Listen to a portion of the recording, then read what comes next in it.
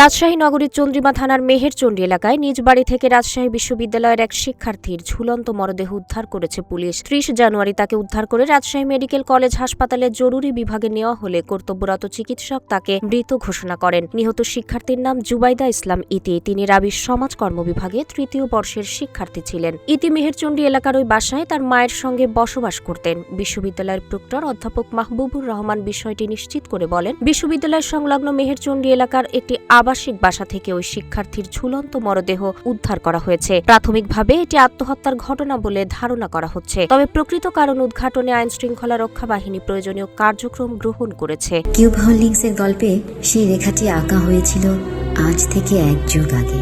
নকশাই আমাদের ভাষা। Cube holdings limited.